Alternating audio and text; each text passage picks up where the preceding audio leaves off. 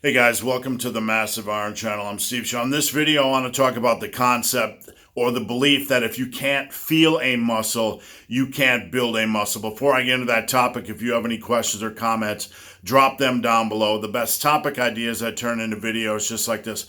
All right, so there is a channel on YouTube that I have had my eye on, and I don't want to name names because I don't want to get into a drama dispute. It's not about the channel, but it's more about the information being put out. And I've had my eye on this channel because it is growing rapidly, and no, it is not Greg Doucette.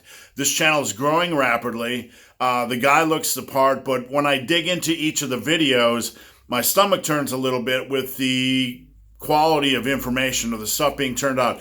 And why my stomach turns a little bit is because, over and over and over again, there's a scenario that repeats itself in the industry. Somebody gets on YouTube, they look the part, they have an amazing body, and all of a sudden people start to trust everything they say.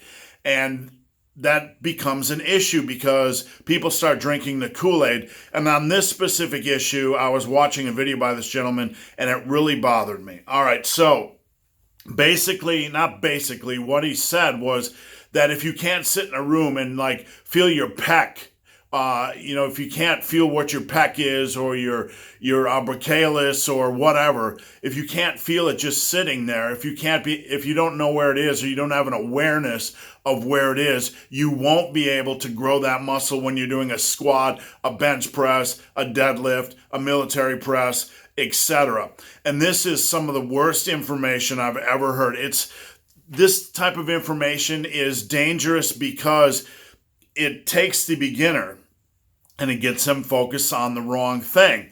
I don't think this individual making this information really understands the challenges of beginners, and I think he's a little bit disconnected with the reality of what it takes to build muscle and some of the science around building muscle. One of the things that really bothers me, and this gentleman claims to be, I've heard him mention a few times anti-bodybuilding or anti-bodybuilding magazines or talking about the false stuff that was taught.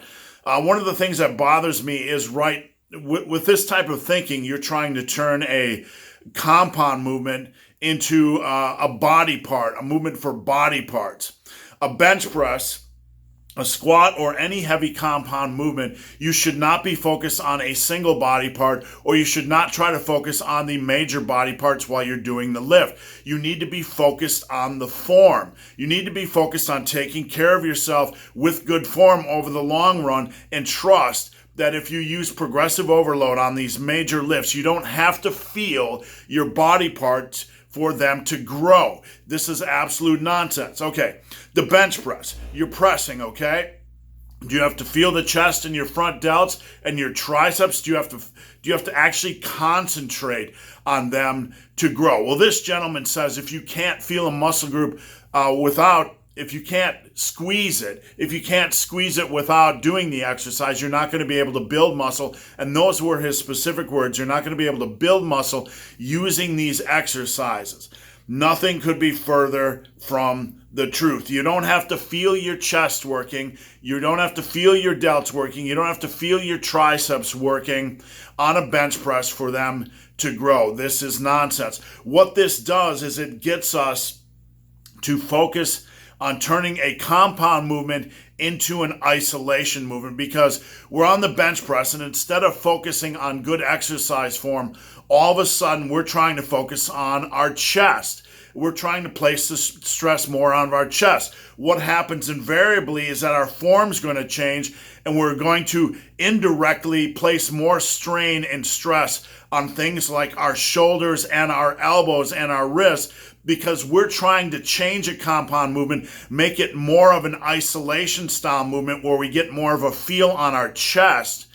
And because of this, we're going to place more strain on our shoulders, our elbows, our wrists. This is complete nonsense. You don't do that with compound movements. On compound movements, you get a reasonable amount of volume, and you use progressive overload, and you focus on form when you are doing these movements. You do not try to turn them into a body part movement. After you are done with your compound movements, if you want to move on to machine movements, if you want to move on to isolation style movements and get more of a general contraction feel where you're feeling the muscle during the movement, that's fine. That's absolutely fine as long as progressive overload is in the mix. It is fine because there's a low risk of injury when you're really focusing on the isolation movement. So I wanted to make a video about this because I get very triggered when someone tries to turn a compound movement into an isolation movement because they don't understand the dangers involved with this. If you take a squat, for example, and you try to just feel your quads, and I saw another video by this gentleman where he talking about the deadlift and feeling your back more in the deadlift. This is wrong. This is wrong in so many ways. The movement is fine. There's nothing wrong with the movement. If you do reasonable amount of volume and you get strong on these movements, you're going to build muscle. And anybody that doesn't think this is the case with compound movements really is lacking. There's a big, huge blind spot in their education, in their thinking, and you need to be very careful about filtering everything they say. So guys, hope this video has been of some help. If you have any questions or comments, drop them down below. If you made it this far in this video and have yet to subscribe to my channel, please do. I'd appreciate the support. So guys, as always, thanks for watching. Have a great day.